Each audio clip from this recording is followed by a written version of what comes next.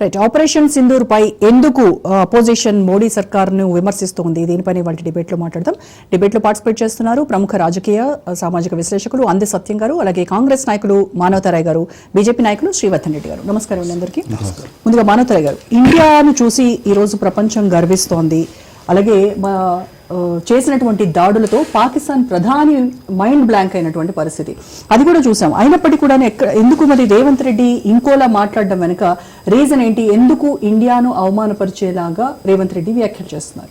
రేవంత్ రెడ్డి వ్యాఖ్యలు కావాలి, దేశంలో ప్రజలు మాట్లాడుతున్న మాటలను, ప్రజల యొక్క భావాలను ఎవరు వ్యక్తం చేస్తారు?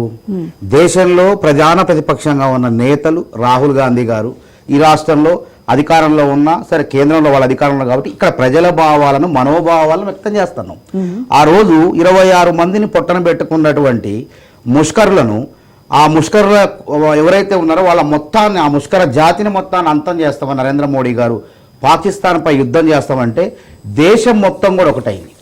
ఆ రోజు స్వతంత్ర పోరాటంలో మరి బ్రిటిష్ వాళ్ళని తరమటానికి ఏ విధంగా హిందూ, ముస్లిం, క్రిస్టియన్ కులాలు లేవు, మతాలు లేవు, ఏ విధంగా తరిమేసినమో మరొకసారి పక్కలో బల్లెల లెక్క, కాల్లో ముళ్ళు లెక్క, కంట్లో నలుసుగా మారినటువంటి ఈ దాయాద్ దేశం పాకిస్తాన్ పైన యుద్ధం చేసి 1971లో యుద్ధం చేసి గెలిచినాం. అదేవిధంగా నరేంద్ర మోడీ గారి నేతృత్వంలో అసలు ఉగ్రవాదమే ఉండదన్నారు. ఉగ్రవాదం వచ్చింది, సరే మేము దాన్ని తప్పుపట్టలేదు, నిఘా లోపమా ఏ లోపమా మేము తప్పుపట్టట్లే. యుద్ధం చేయడానికి గెలుపు అంచుల దాకా పోయిన తర్వాత ఎవడో మూడో వ్యక్తి అమెరికా వాడు జోక్యం చేసుకుంటే, ట్రంప్ అనేవాడు.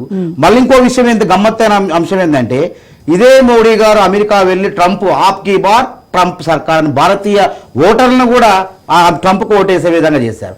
అంత చేసిన కృతజ్ఞత లేకుండా ట్రంప్ అనేవాడు ఉగ్రవాదాన్ని ప్రతి దేశం ఖండిస్తుంది. మొదట మౌనంగా ఉన్నారు, చైనా మౌనంగా ఉంది, అమెరికా మౌనంగా ఉంది, ఉగ్రవాదం విషయంలో మేము జోక్యం చేసుకోమన్నారు. మరి ఎందుకు జోక్యం చేసుకోవాల్సి వచ్చి 2 సార్లు మేమే ఆపిన యుద్ధం అన్నాడు. అంటే మన భారత సైనికులందరూ కూడా చొచ్చుకుపోయారు పాకిస్తాన్ మొత్తం కూడా. సైనికులు ఆ రోజు ఎవరి ఉగ్రవాదులు అంటే ఉగ్రవాదులను పోషించేదే, పెంచేదే సైనికులు, పాకిస్తాన్ సైనికులు. మనం దేశాన్ని కాదుగా ధ్వంసం చేసేది. పాకిస్తాన్ సైనిక వ్యవస్థను సర్వనాశనం చేస్తామని అనుకున్నాం. మరో ఇందిరాగాంధీ లెక్క మన నరేంద్ర మోడీ ఉన్నాడు. ఆ రోజు ఇందిరాగాంధీని వాజ్పేయి గారు దుర్గామాతతో పోలిస్తే మేము నిజంగానే శ్రీకృష్ణుడు అర్జునుడితో పోల్దాం అనుకున్నాం. ప్రతిపక్షంగా ఆ రోజు ప్రతిపక్ష నాయకుడే కదా వాజ్పేయి. దుర్గామాత అని మాట్లాడు, ఎందుకు దుర్గామాత అన్నాడు? ఆ రోజు అమెరికన్ అధ్యక్షుడు వెంటనే జోక్యం చేసుకున్నాడు. ఆయన రిచర్డ్ నిక్సన్, ఆయన ఇందిరాగాంధీని నువ్వు యుద్ధం చేయొద్దనంటే ఒక మహిళ, ఉక్కు మహిళ, శక్తివంతమైన నాయకురాలు, ఈ భారతదేశాన్ని ప్రధానిగా ముందుకు నడిపినటువంటి నేత అమెరికన్ ప్రెసిడెంట్ నిక్సన్ కళ్ళలో కళ్ళు పెట్టి చూసి, నువ్వు మాకు స్నేహితులుగా ఉండు, యజమానిగా ఉంటే మాత్రం మేము ఊరుకోము, అదేవిధంగా మా దేశ భవిష్యత్తును, మా తలరాతను మా దేశంలో మేము నిర్ణయించుకుంటామని చెప్పి ఉరిమి కళ్ళు చూసి భయపెట్టి వచ్చినటువంటి వీరవనిత ఇందిరాగాంధీ. ఆ యుద్ధం ఏం జరిగింది ప్రతిఫలం? మరి యుద్ధం జరిగింది, ఏం జరిగింది? మనకి లాభం వచ్చిందా, నష్టం వచ్చిందా, ఏంది అసలు? ఆ యుద్ధంలో 93,000 మంది పాకిస్తాన్ సైనికులు బందీలుగా పట్టుబడ్డారు. ఆ యుద్ధంలో మన భారతీయ సైనికులు 9,000 మంది చనిపోయారు, 3,000 మంది గాయపడ్డారు. ఆ యుద్ధం వల్ల ఏమైంది? ఒక దేశానికి విముక్తి వచ్చింది, బంగ్లాదేశ్కి.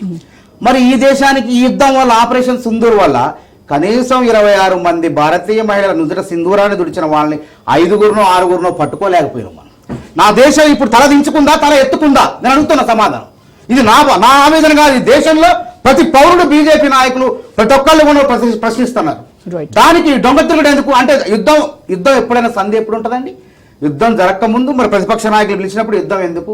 లోక కళ్యాణం జరగాలి మనకి అని అనాలి. ఆ రోజు కూడా యుద్ధం ఆపుతుంటే ఇందిరాగాంధీ పార్లమెంట్లో చెప్పింది, భగవద్గీత ఏం చెప్పింది మనకి, కురుక్షేత్ర యుద్ధం ఏం చెప్పింది, యుద్ధం జరిగితేనే లోక కళ్యాణం జరుగుతుంది అని చెప్పి ఇందిరాగాంధీ గారు చెప్పారు. వీళ్ళు తీసిన సినిమాలు, ఎమర్జెన్సీ సినిమాలో ఆ నీతి ఉన్నది. ఆ ఇందిరాగాంధీ గారు ఆ సత్యాన్ని, ఆ పోరాటాన్ని దాచలేకపోయారు వీళ్ళు. కాంగ్రెస్ పార్టీకి వ్యతిరేకంగా ట్రంప్ జోక్యంతో వెనక్కి ఎంత దారుణం అవమానం భారతీయులు అంటే, ట్రంప్ గెలవాలని మోడీ గారు పోతాడు, యుద్ధం ఆగాలని ట్రంప్ అంటాడు, యుద్ధం 2 సార్లు ప్రకటిస్తాడు, అంటే హేళన చేస్తాడు ఈ దేశాన్ని. నా చెప్పు చేతల్లో ఉన్న నరేంద్ర మోడీ అని చెప్తాడు, చెప్పగానే చెప్తాడు. అదేవిధంగా భారతీయుల్ని సరే వీసా గడువు ముగిసిందో ఏమైందో ఏందో, వాళ్ళు ఏమైనా ఉగ్రవాదులా? భారతీయ పౌరులు కొంచెం మర్యాద ఉండాలి కదా. బేడీలు వేసి పంజాబ్ పంపిస్తారండి. అప్పుడు మనం మాట్లాడవా? నీ కోసం నేను పనిచేసిన, నీ గెలుపు కోసం పనిచేసిన ట్రంప్, నీ దురహంకారం, నీది ఇది పద్ధతి కాదు అని హెచ్చరించాలా వద్దా? And I love మనం ఏమన్నా India. బానిసత్వంగా ఉన్నాం ఆ దేశం కింద ఏమన్నా? I love India, Modi is my friend అంటారు. అదే అందుకే దేశం నేను కాదు, దేశం ప్రశ్న కాంగ్రెస్ కాదు, ఇలా దేశం యొక్క బాధను ఆవేదనను యువతలో ఉన్న ఆక్రోశాన్ని మేము ఎలగక్కుతున్నాం, Right. చెప్తున్నాం. మీరు యుద్ధం ఆపేవాళ్ళు, సంధి చేసేవాళ్ళు ముందే ఆపాల్సింది. Right. సరే యుద్ధం జరిగిన తర్వాత ఏం చేసినాం మనం చెప్పండి. మళ్ళా ట్రంప్ ఏం చేసిండంటే భారతీయ ఎన్ఆర్ఐలు ప్రవాస భారతీయులు అమెరికాలో నుంచి ఇక్కడ డబ్బులు పంపాలంటే 5% సుంకాలట. యాపిల్ సంస్థని భారతదేశంలో పెట్టొద్దు అంటాడు. యాపిల్ సంస్థ వాళ్ళకేంది ఇక్కడ పెట్టాలి, దీన్ని ప్రపంచ దేశాలకు పంపించాలి యాపిల్ ఫోన్ అని వాళ్ళంటే నీ మీద పన్నులు వేస్తాం 30% 40% పన్నులు విధిస్తాం అమెరికాలో కనుక నువ్వు అమ్మితే కనుక అని చెప్పి వాళ్ళని బెదిరిస్తాడు. ఇది ఎక్కడ నీతి అంటారు? ఇంత అవమానం జరుగుతుంటే నరేంద్ర మోడీ ఈ అంశాన్ని ఎందుకు ప్రశ్నించే వాళ్ళని మీరు సైనిక త్యాగాలను అవమానపరుస్తారని ఎందుకు మాట్లాడతారు అసలు? ఇలా మేము అంటలేదు. ఆ రోజు మన సైనికుల త్యాగాలను ఎవరు మీరు అవమానపరిచారు. Okay. ఆ రోజు సిఆర్పిఎఫ్ బలగాలు రోడ్డు మార్గాన పోతుంటే వాళ్ళకి మాకు హెలికాప్టర్ కావాలని అడిగారు. వాళ్ళు సత్యపాల్ మాలిక్ గారు బయట పెట్టిండు ఆ రోజు. ఆ సంఘటనలో 30-40 మంది సిఆర్పిఎఫ్ జవాన్లు చావు కారణం ఎవరయ్యారు? మీ లోపం కాదా, మీ వైఫల్యం కాదా? ఆ రోజు అయినా మేము మాట్లాడినామా? Right. కోరి సైనికుల త్యాగాలు గొప్పవి అని చెప్పి అమరులుగా వాళ్ళకి నివాళులర్పించిన మేము. సత్యపాల్ మాలిక్ గారు వీళ్ళ రాజ్నాథ్ సింగ్ గారి వ్యవహారాన్ని, మోడీ గారి వ్యవహారాన్ని బండారం బయట పెట్టిండు ఆ రోజు. Yes. ఆ సంఘటన కారణం ఎవరు? కాబట్టి ఇక్కడ మీరు అనవసరంగా యుద్ధం చేయలేక తల ఎత్తలేక ఏదో కాంగ్రెస్ పార్టీ మీద నేరం మోపి నెపం మోపే ప్రయత్నం చేయకండి. Right. యథార్థం మాట్లాడి రాహుల్ గాంధీ నిన్న ముఖ్యమంత్రి రేవంత్ రెడ్డి గారు ఉన్న మాట మాట్లాడితే వీళ్ళు జీర్ణించుకోలేకపోతారు. Okay right.